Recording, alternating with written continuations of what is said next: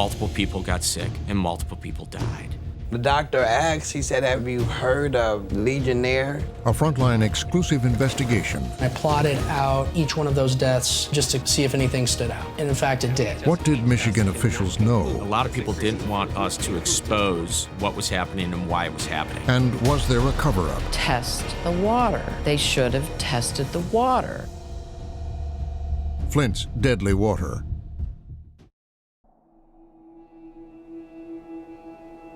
There is nothing more valuable than water. And Michigan is blessed to be surrounded by more fresh water than anywhere else on the planet. They're calling it the dawn of a new era. Miles of pipeline transporting fresh water to 3 counties and 2 cities, but officials say it's bringing... The idea was to turn all that water into money. A new pipeline could bring economic opportunity, could create regional cooperation, and it could be, an affordable, healthy source of water for our city long term. The proposed pipeline was supposed to carry low-cost, high-quality water from Lake Huron to businesses and homes throughout eastern Michigan, including the city of Flint. The $274 million project should be completed in early 2016. And it was a way for this community to take advantage of the natural resources that it's surrounded by, and that could give our region a competitive advantage. Instead, the pipeline set in motion a series of events that led to an unprecedented public health crisis in Flint. It's not safe to drink the water in Flint, Michigan. The exposure of thousands of children to lead-tainted water would become a national outrage. Water has been poisoned with lead for months. I think about this every single day, and I still try to figure out what I could have seen or done or asked, differently. Nearly 1,000 homes still have dangerous levels of lead in the water.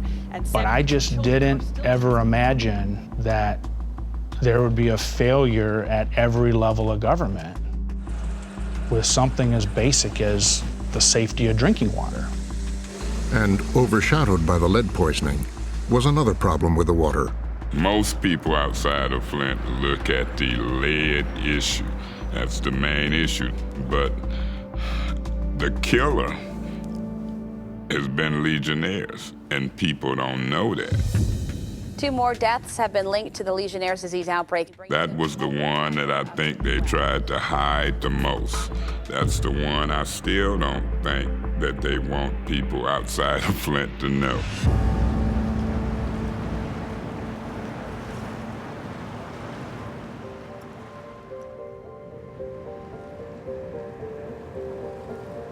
In Flint, they still line up for bottled water. Oh my gosh! Are you serious? Jackie McBride started coming here after her daughter got sick with Legionnaire's disease, a severe and potentially deadly form of pneumonia. I don't want the same thing to happen to me. I refuse to drink from the faucet. Ooh, Jay, you should have been here a long time ago. Come on up! Come on up! Hey there! The Legionnaires outbreak hasn't received much attention outside of Flint, despite being one of the largest in U.S. history. But Frontline has been investigating the outbreak and how state and local officials failed to stop it. For the past 2 years, producers Abby Ellis and Kayla Rubel have been reporting in Flint. 1, 2, 3 cases of Legionnaires, and they're a couple blocks from each other. With their colleague, reporter Jacob Kara, the team reviewed thousands of pages of health records and government documents, spent months following the legal effort to hold people accountable, and interviewed local officials, residents, infectious disease specialists, and others to trace the story of the deadly outbreak, which began more than a year before the world even knew there was a water crisis in Flint. The outbreak started in June 2014, when the first known patient showed up at a local hospital. He was 54 years old, suffering from what appeared to be pneumonia. So for that particular patient, going to the hospital as soon as they had, high fever, cough, diarrhea, they know that something's really wrong. They order a special diagnostic test, which isn't routinely done, and then they know it's Legionnaire's disease, and it's now sort of a race against time to save that patient. Janet Stout is one of the nation's foremost Legionnaires specialists and advised officials in Flint on how to respond to the disease, which is caused by inhaling water droplets contaminated with bacteria. What's distinctive about Legionnaire's disease is its severity. Almost all cases are admitted to the intensive care unit. The other thing that's unique about Legionella bacteria, is that it's in water. So if you can control the organism in water, you can completely prevent the disease. 3 days later, another man was diagnosed with Legionnaires at a hospital in Flint. In the week that followed, 3 more cases at 3 different hospitals were reported to the state and county health departments. Because it's a reportable disease, going to one centralized location, which is state and county reporting, the people at the health department receiving this are going, I've not seen 5 cases in 4 weeks, ever. So now you start to see a pattern. This is not normal. By midsummer, more than a dozen Legionnaires cases had been confirmed, as many as Genesee County would typically see in a year. But most people in Flint knew nothing about the growing outbreak, including Jackie McBride, whose daughter Jasmine was its youngest known victim. I walked into that room, all I see is this machine, these tubes, my daughter laying there stiff, just stiff. The doctor asked, he said, have you heard of Legionnaire? And I'm like, no. What the hell is that? Jasmine was 26 and had diabetes, which made her vulnerable. She was admitted to the intensive care unit. First doctor kept saying, well, you don't know if she's gonna make it or not. I didn't want to hear that. I think the same day she was there, somebody had passed maybe next to her and had the same thing she had, Legionnaires. Scientists we've spoken to who have examined the Legionnaires outbreak point to a fateful decision months before Jasmine got sick, to switch Flint's water to a new source. First dirt turn for the pipeline, ladies and gentlemen. Crews break ground on the Carrick-Nundy water pipeline. 74 miles of large diameter pipeline will stretch For decades, Flint, one of the poorest cities in America, had bought its water from Detroit. The pipeline is expected to cost about $230 million. Water from the proposed pipeline was supposed to be cheaper.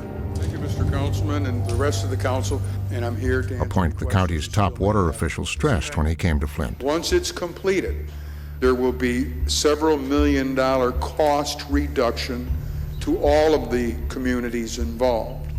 And that's where I saw a great opportunity for this poor community to save money. They would have a savings of $2 million their first year from what they were spending just to purchase water. Document on file so that we can begin the committee work. Flint City Council eventually backed the plan, but officially they had little say, because at the time, the nearly bankrupt city's finances were controlled by the state, which went ahead and approved the pipeline. And so we didn't have control of the water, the decisions, nothing. To help finance it all, Flint's state-appointed managers had another plan. It has been 5 decades since Flint used the river for drinking water. Today, they open up the gates to start that process again. Instead of staying on the Detroit water supply while the pipeline was being built, the city would temporarily get its water from the Flint River. Until a new water pipeline is finished from Lake Huron.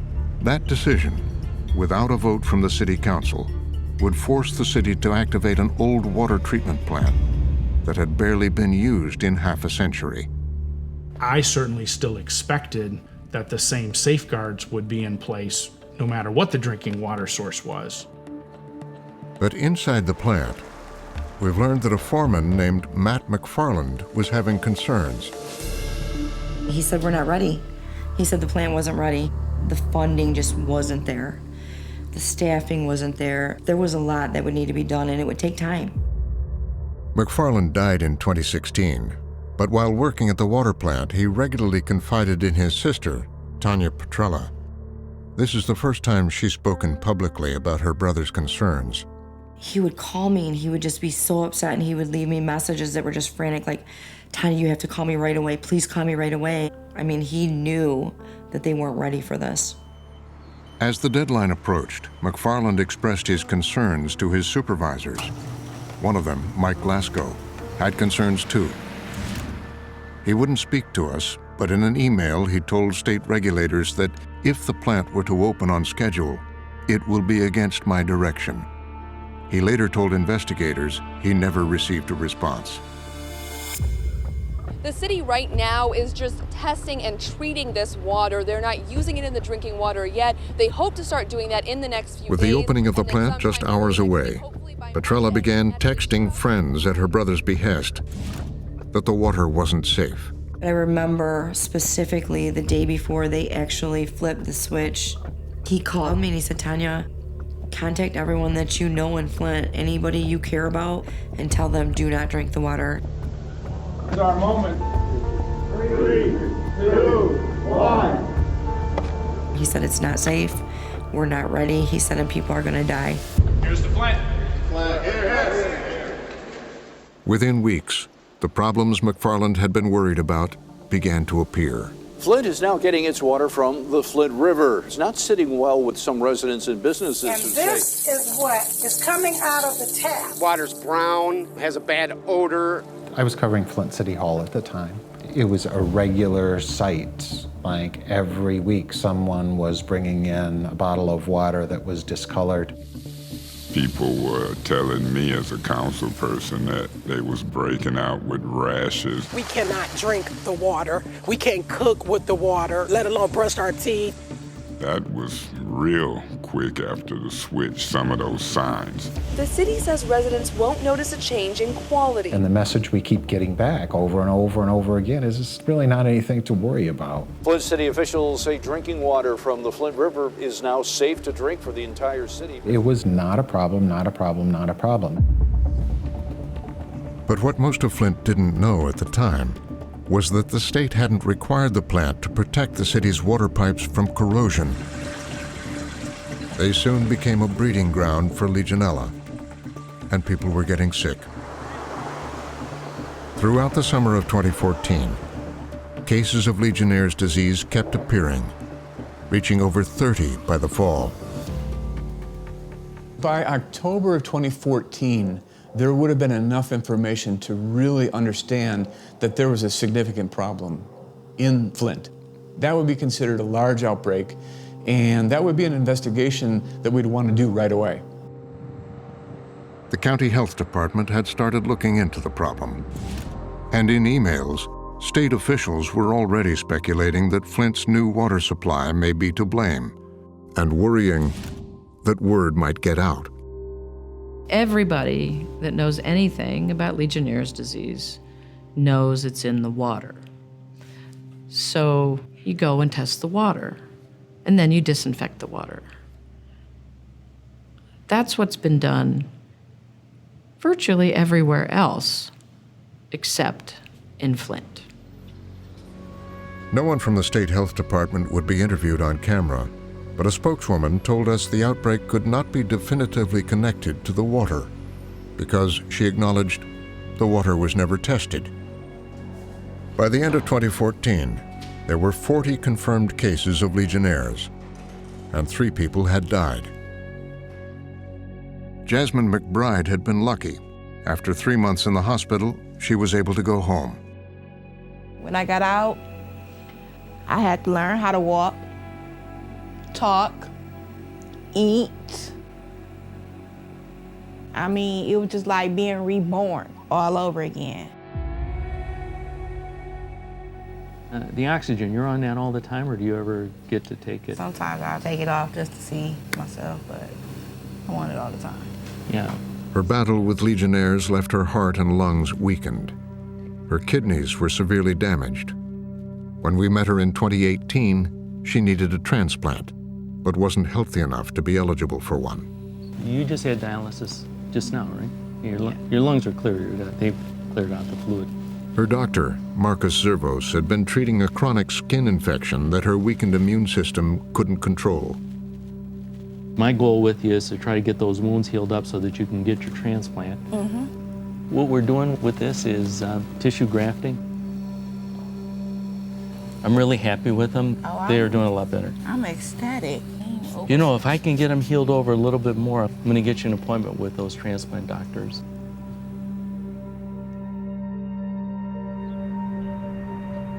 While Jasmine was recovering back in early 2015, the head of Michigan's health department, Nick Lyon, met with one of his epidemiologists and was shown this graph of the Legionnaires outbreak. The epidemiologist noted that it coincided with the switch of the water supply. Lyon asked to be kept informed. Neighbors in Flint joined together today to rally against the city's treatment. Residents were still unaware of the outbreak. City officials say the water is safe and there's no need to But worry. at the suggestion of the state health department, county officials drafted an alert to medical providers. It was never sent, according to internal emails, because the person in charge wasn't there that day. Instead, just 15 people were notified by email. No one in the county or state health departments would explain why the alert never went out. It's totally unacceptable. There was no notification sent to the medical society. So that, I'm trying not to be profane, but that's utter rubbish.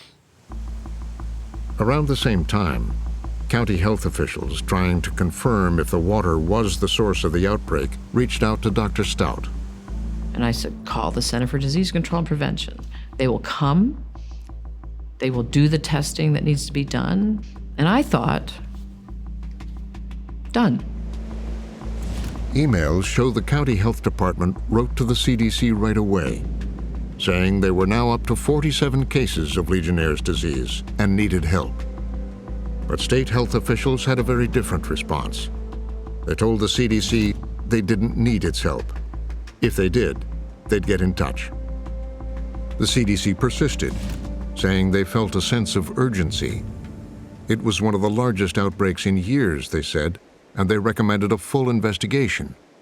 Looking through the emails and starting to see how things were evolving, that kind of resource on the ground, boots on the ground, particularly helping the Genesee County Health Department, which was understaffed at the time, would have been a game changer for the Legionella outbreak. But the call to the CDC never came, even as more top officials became aware of the problem. Though Governor Rick Snyder would insist he didn't know about the outbreak until 2016, emails show that by March 2015, at least 3 of his aides and 2 of his cabinet members had been told about it. And into the summer, it continued. 3 cases in May, 7 more in June, 13 in July, 13 in August. Tick, tick, tick, case after case after case. There's another one, there's another one, there's another one. There'd been 90 confirmed cases in the year and a half following the water switch. 12 people had died. It was a very big epidemic. One of the largest epidemics of Legionnaire's disease that we know of. We heard rumors that there were outbreaks of Legionella that we could not confirm, and we weren't getting any communication from our county health department, definitely no information from the State Department. They were strangely silent. Developing now, a public health emergency People has in Flint being told not to. But once high lead levels in the water system became public in late 2015, state officials had to confront the fact that the water switch was having grave consequences. Levels of lead in kids' blood has risen. I think that really was a pivotal point where people paid attention to a community that just used common sense and knew water shouldn't be brown and rusty looking. State officials say their testing shows lead in the water. With the crisis building, the governor ordered the city to stop using the Flint River and return to Detroit water. Within months, Snyder and his top officials would address the Legionnaires outbreak. An aide to the governor called an environmental engineering professor at Wayne State University. He said that the governor was about to go on stage to announce a Legionnaires disease outbreak, and he wanted to know whether or not I could determine if the change in the water supply was the cause of the Legionnaires disease. And I basically told him that I thought I could pull together a team to look at this, but that I would have to make some calls. And he said, no, the governor's going on in like 15 minutes. I need an answer in 15 minutes. Well, thank you for coming today. I'm going to share information that has been shared with the healthcare community in the past, but hasn't really been put out to the public. Over the course of 2014 and 2015, we saw a spike in Legionnaires disease. I believe the numbers for the preceding years before 2014, we had 6 cases, 11 cases, 13 cases, and 8 cases. In 2014, we had 45 cases. And then in 2015, there were 42 cases. I'd been writing about Flint water for more than a year, and I never heard anything about Legionnaires disease until the governor went on TV that day. Thank you. The Republican governor was joined by the state's top health officials, Nick Lyon, and the chief medical executive, Dr. Eden Wells. Most of the time, what it's going to manifest is as a pneumonia. This pneumonia would not... They say, we can't conclude that the water was the source of Legionnaires disease in this outbreak. MDHS cannot conclude that this increase is related to the water switch due to the lack of clinical isolates during the time period and because not all of the cases had exposure to the city of Flint water. Well, let's ask the question, what would be necessary in order to make that link? They should have tested the water. This is part of our efforts to be transparent and share information as quickly as possible as we can with the public. At the press conference, no one mentioned that the CDC had urged a full investigation 8 months earlier. This is certainly a bombshell, a game changer. There was an outbreak of Legionnaires disease that, quite frankly, none of us knew about. It's just shocking because we found out about a totally different disease and deaths.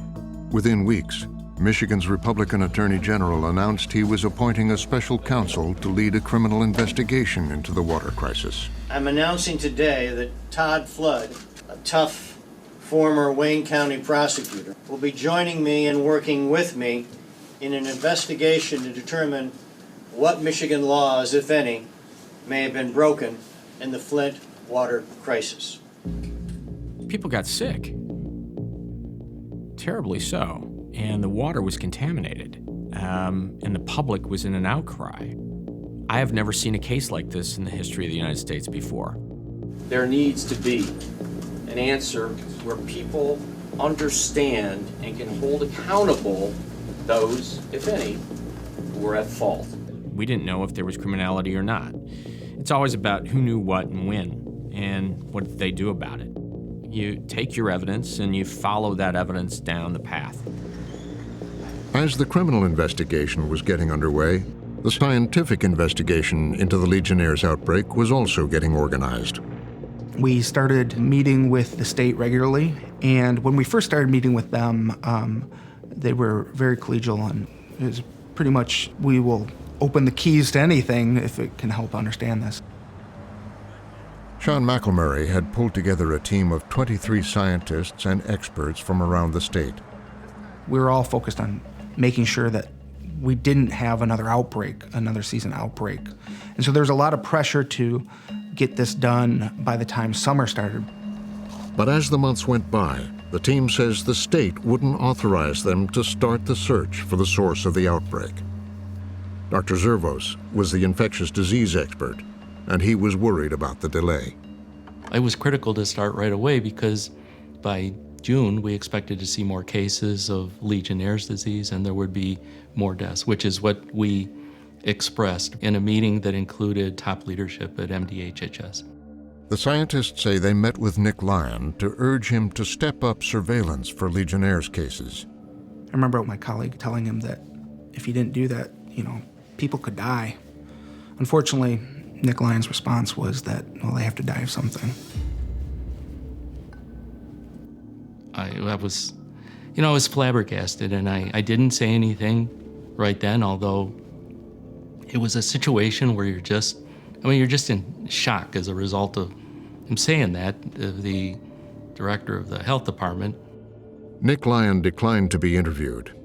In a letter, his attorney said Director Lyon did not make that crass remark. He said the team's work was one of Lyon's top priorities and blamed any delays on the scientists. Special Prosecutor Todd Flood was also clashing with state officials as his investigation began turning up evidence of misconduct and negligence and an effort within the government to cover up the water crisis. Every single witness had a paid-for attorney by the government. Whether or not you were a suspect or a defendant or a witness, every single one had a government paid-for attorney. So we were going up against Goliath. A lot of people didn't want us to expose what was happening and why it was happening. Breaking news right now from Flint, Michigan. We've been following this all day long. The state's attorney general. By the end of July 2016, Flood had charged 9 state and local officials with crimes related to the lead and Legionnaires crises, including conspiracy, misconduct, neglect of duty, and tampering with evidence. Today, 3 men faced the very first criminal charges in connection with the Flint water crisis. We were starting very low, and we worked out plea deals with most of them to cooperate and move up the chain. As the criminal investigation continued, behind the scenes, the team of scientists who were supposed to be investigating the outbreak was running up against resistance. As we kept meeting with state officials, there was increasing pushback about the extent of data we would have access to, and more constraints being, in our view, put on the scientific investigation. We're not allowed, for example, to talk to patients that had Legionnaires' disease. We were not allowed to go into the homes of patients that had Legionnaires' disease, which was really a very big, very serious limitation. They clashed with Dr. Eden Wells over testing residents' water filters for evidence of bacteria. This turned out to be a really contentious issue with the state. They didn't want me to collect those filters because they thought it might just cause more, it might scare people more than it would provide valuable information. At one point, I felt personally that it might even be impossible to be able to objectively do the project. They also felt it was critical to examine pneumonia deaths during the water crisis, in case any had been misdiagnosed. So there's some cases of Legionnaires' disease that are not necessarily diagnosed as Legionnaires' disease, but just diagnosed as pneumonia. Okay, so did you guys look into pneumonia deaths?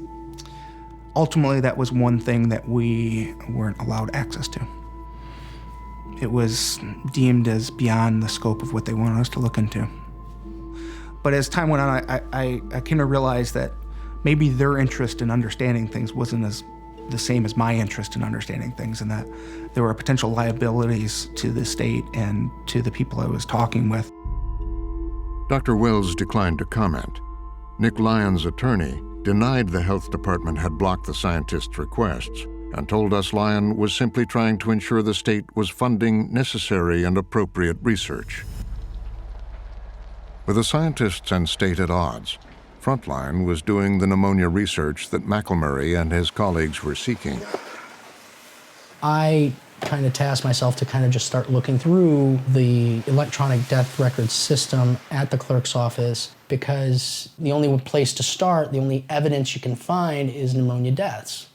So I started looking in the time frame of the switch to the Flint River. I recognize you've been here before, right? Yeah. Cool, thank you, you're all set. Thank you. Over several months, Frontline reporters analyzed every death record in the county during a 7-year period. looking for people whose cause of death had been listed as pneumonia. You have to go through every single death certificate one by one, because there was really no other way to do it. You can't go digging up bodies and, doing antigen tests on bones. I started just going through just the time frame of the switch, and I started counting the pneumonia deaths that I found. I thought I was crazy when I was looking at it, because I kept finding more, not less. The state had put the death toll from the Legionnaires outbreak that ran from 2014 to 2015 at 12 people. But Frontline found dozens who were said to have died of pneumonia in the same period. There was this spike during the switch. It was almost 3 times more than prior years. As McElmurray and his team feared, there were signs the outbreak's toll could be higher than anyone knew. Why wasn't a thorough investigation launched from the state? I mean, this raises some very critical questions if you knew at the time that people were dying.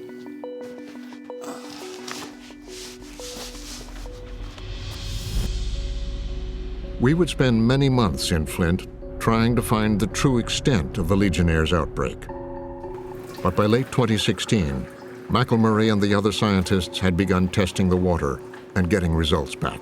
It didn't take us too long to start finding Legionella in some of the water entering people's homes.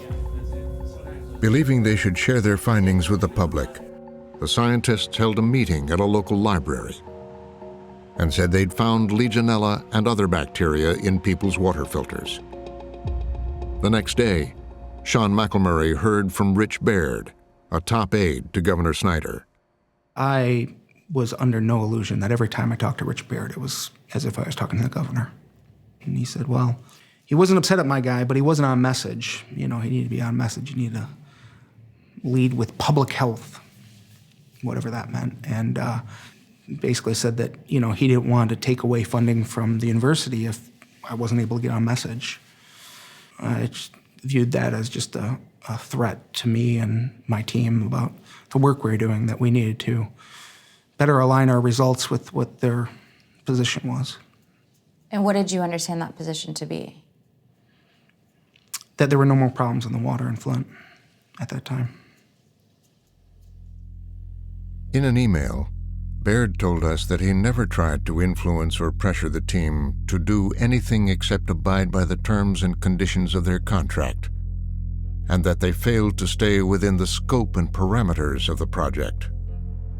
Your step today in the criminal investigation into the Flint water crisis. By 2017, the allegations of misconduct had reached inside the governor's cabinet. And a startling revelation in court documents from the state attorney general. Nick Lyon and Eden Wells were now facing involuntary manslaughter charges for failing to alert the public and covering up the Legionnaires outbreak. The department's chief medical executive, Dr. Eden Wells, accused of threatening to stop funding. The allegations are Health Director Nick Lyon knew more than a year before this announcement. Nick Lyon is presumed innocent, but it was plain as day that the Department of Health and Human Services state epidemiologist, along with others, had talked to the director about the Legionella outbreak. We're saying he had a duty to tell the people. He failed to do that duty. He then kept things under wrap. The spike was continuing to go up. And sure enough, in the summer of 2015, multiple people got sick and multiple people died. Angie, these charges all center around the deadly Legionnaires disease outbreak. Prosecutors also accused Lyon and Wells of interfering with Sean McElmurray's investigation. McElmurray and other scientists were subpoenaed to testify about it during pretrial hearings. The crux of their testimony came down to, we were stopped or prevented because they didn't want to know the truth. The government, they didn't want us to find Legionella. They didn't want us to find bacteria. They didn't want us to test samples. They didn't want us to collect from filters in homes. Why? Why? Because they didn't want them to show that the water was the actual source of the Legionella. Throughout, the state health department insisted that the biggest source of the Legionnaires outbreak was not the city's water, but Flint's McLaren Hospital, which it said was linked to nearly 60% of the cases. First of all, not every case of Legionnaires' disease came out of McLaren. And second of all, If the state believed that there was a Legionnaires outbreak in McLaren Hospital, the state had every duty to do something about it and inform people about it. That's not what the state did. McLaren officials declined to be interviewed, citing ongoing lawsuits by Legionnaires victims, but pointed out that the hospital gets its water from the city. They hired Dr. Stout to provide testimony and to help them test for and prevent Legionella. Somewhere around 30 or so % of cases had absolutely no healthcare association. That means they were never, not only at McLaren, but never at any of the other hospitals either. So the argument that the problem is the hospital doesn't hold weight. Sean McElmurray and his team came to the same conclusion, and in early 2018, published their findings in a peer-reviewed journal. The outbreak is associated with the change in the water supply. When they switched to the Flint River, they didn't properly treat the water. And as it went through the distribution system, they also had reactions and things that with corroding pipes. And so there were pockets of the city where you had high amounts of iron, low chlorine, high organic matter. And in those places, it was very likely they had biological growth. So there's all sorts of indicators that there was massive water quality problems throughout the time in which they were on the Flint River. The state health department publicly rejected the paper, saying in a statement the scientists had only added to the public confusion and that an outside consulting firm the state hired was critical of their work.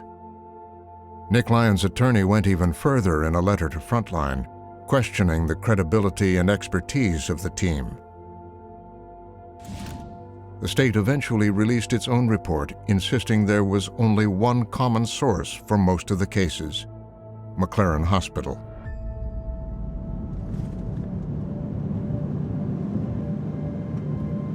As for Jasmine Mcbride, by the summer of 2018, just shy of her 30th birthday, she was still suffering from the effects of the Legionnaires' disease. 28th. 28th of July.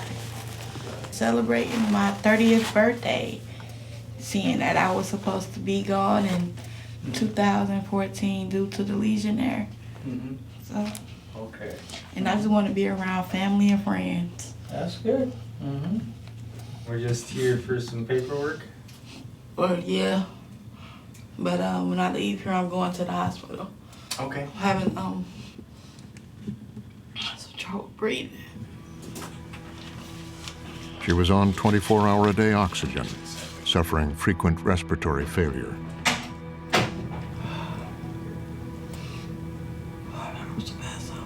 Do you need something?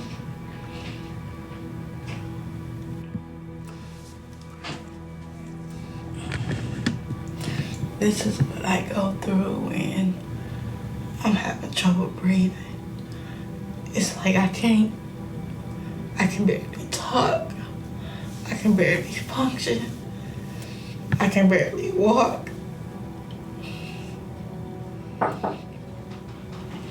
It's a scary feeling.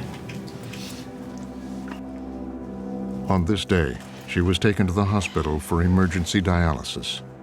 But because of her condition, she was no closer to getting on the kidney transplant list. I just feel so... this is not where I wanted to be.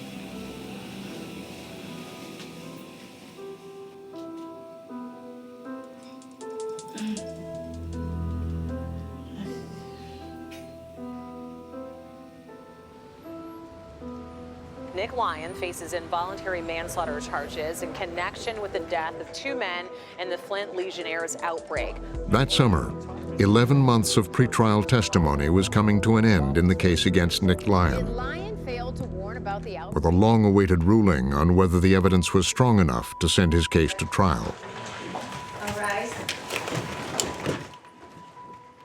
You have a member of the governor's cabinet who is still on the job as the top health official in the state of Michigan on trial for poisoning people. Prosecution has charged Mr.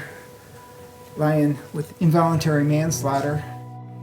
I think maybe that is unprecedented. based upon all of the evidence in its totality, find that the prosecution has established that the following crimes have been committed, and probable cause exists to believe that Nicholas Lyon has committed these offenses. The judge ordered Lyon to stand trial. Another judge would order the same for Eden Wells. Both appealed the decisions, delaying the start of any trials.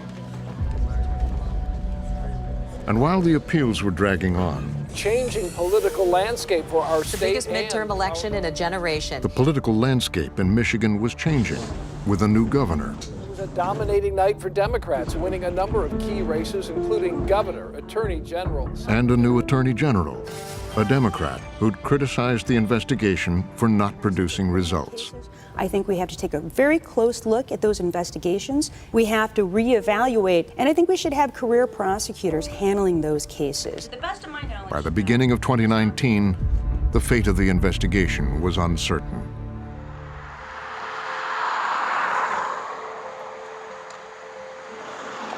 With the criminal cases in limbo, we were still trying to determine the toll of the Legionnaires' outbreak. It's kind of like detective work. You look at the evidence, you evaluate the circumstances, and then you start putting these pieces together. After months of reporting and analysis, Frontline had documented 115 pneumonia deaths that happened in Flint during the outbreak. In response to our findings, a spokeswoman for the state health department told us they'd noticed an increase too, and concluded it was due to influenza. But independent scientists were telling us that in all likelihood, some of them were actually due to Legionnaires.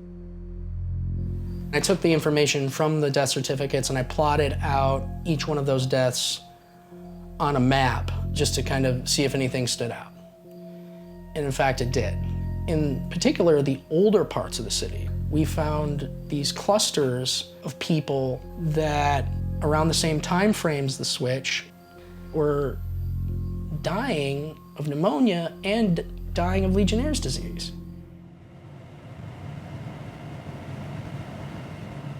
They're in Mott Park. Mott Park is a neighborhood on the west side of Flint where we found 6 deaths attributed to pneumonia in the beginning of the outbreak, triple what it had been during that time the previous year. Did you guys ever think that there was something wrong with the water? No, I didn't know anything was wrong with the water. Lori Moore lived here with her nephew, Marcus Wilson, during the summer of 2014, when Marcus was recovering from cancer treatments. He was weak, but he wasn't weak. He was walking, he was doing everything on his own. Did Marcus use the water here a lot? Did he? Yes, he did. He drank a lot of water. He would take showers and he was sitting there for a long time and just let the water run in his face. And I was like, Marcus, you okay? And he was like, man, that water feel good. And he would always just sit in there and just, let the water hit him in his face and, in the chair. He's sitting in there, hot water, breathing it in right in his face? Yes, he would just sit there in the chair and hold his face like this. Back when the outbreak was erupting in August 2014, Marcus went to the hospital. Doctors diagnosed him with pneumonia, never testing for Legionnaires. A few weeks later, he was dead. Without testing, there was no way to know for certain if Marcus Wilson or any of the 115 people we'd found had died of Legionnaires. But what were the chances that some of them had? I'm a beat reporter, I'm not an epidemiologist. You can talk to families, you can put dots on a map and make assumptions about clusters. But at the end of the day, you really do need an objective, independent review of that data. So we took our reporting to Atlanta, to Emory University, where a team of independent epidemiologists we'd commissioned built their own statistical model to analyze the data we'd been collecting. What a statistical model allows us to do is to really see the forest through the trees, to look at whether or not the difference that we saw in Genesee County was actually statistically meaningful. The team compared the pneumonia deaths to a control group. The control group that we chose for this analysis was counties that were similar to Genesee County in many respects in terms of their size and income and education level and socioeconomic profile, but were both in Michigan and in surrounding states. And so what we see here is that when we start in 2011, we follow this mortality rate, they're pretty similar between Genesee County and the controls. And they're pretty similar, they're quite similar, and this continues until we get to about the middle of 2014. And this is sort of where the inflection point happens here. The increase was most pronounced in the first 6 months of 2014, and less so in 2015. It's not clear why, since Flint was still on river water then.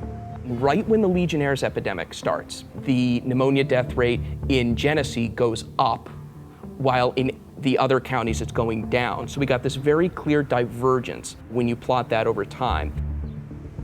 After running the numbers, the team concluded there'd been about 70 more pneumonia deaths than normal. That means that there could have been a little bit more than 70 and there could have been fewer. However, the most plausible number that we came up with from our models is 70. This is definitely consistent with the idea that there were some Legionnaires cases that did not get diagnosed and therefore did not get included in the official count for the outbreak. It's likely that the Legionnaires outbreak was bigger than that reported by official authorities. If physicians had a higher level of awareness about the Legionnaires' disease outbreak earlier than they did, it's possible that that could have ultimately led to fewer cases and fewer deaths due to Legionnaires. We presented our findings and Emory's to former Governor Rick Snyder, who declined to comment.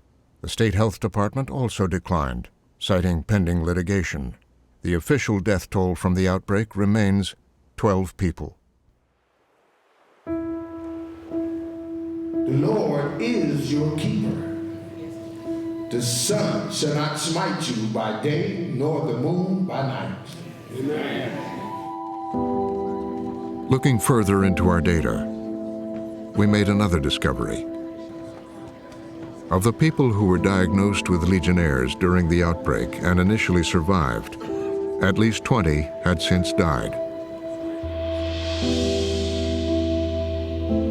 Jasmine Mcbride departed this life on February the 12th, 2019 at St. Mary Mercy Hospital.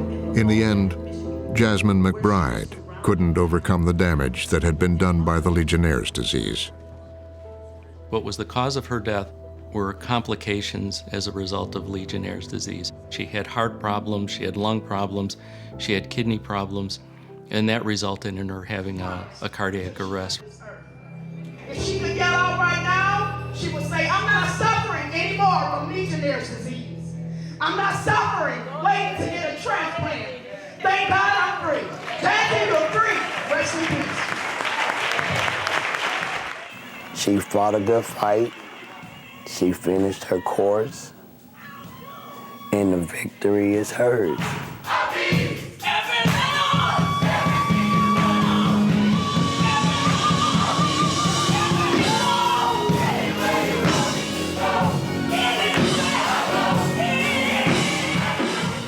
She was angry, and she forgave them. She just wants justice to be served.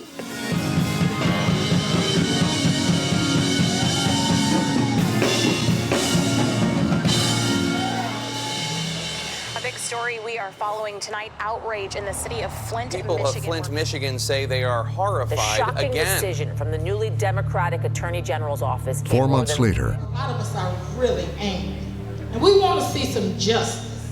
We want justice.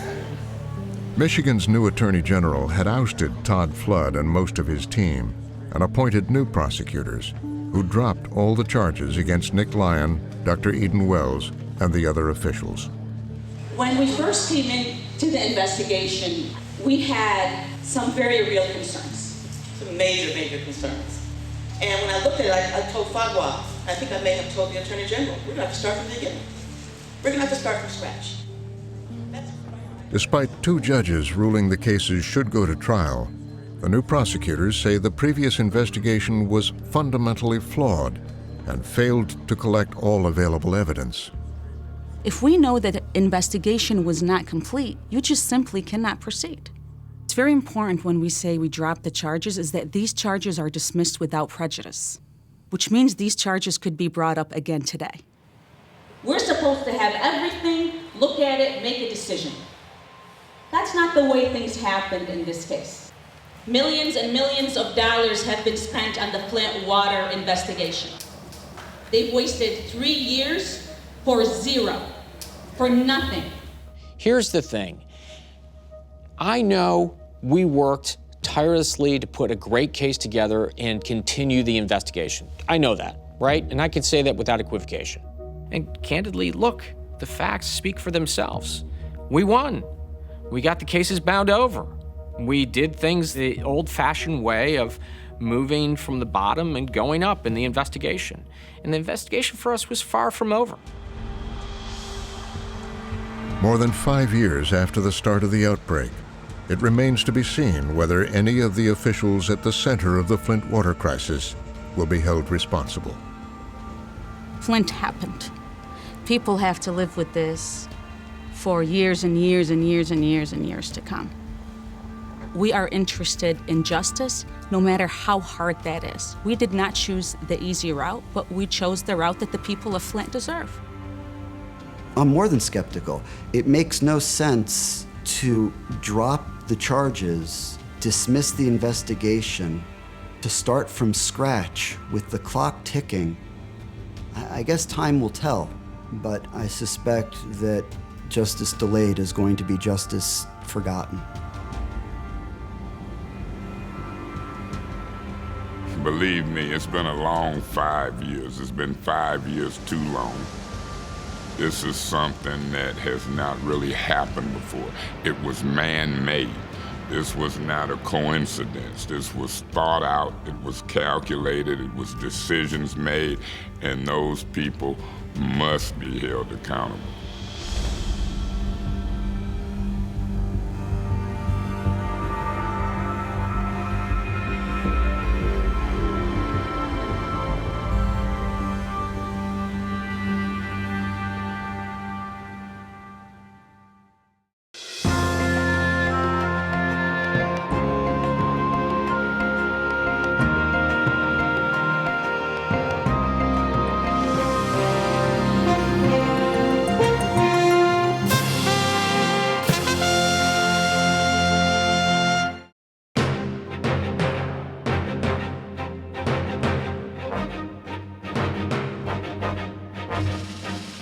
For more on this and other Frontline programs, visit our website at pbs.org/frontline.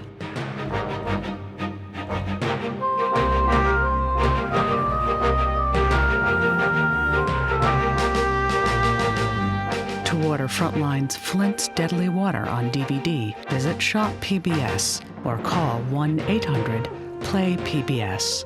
This program is also available on Amazon Prime Video.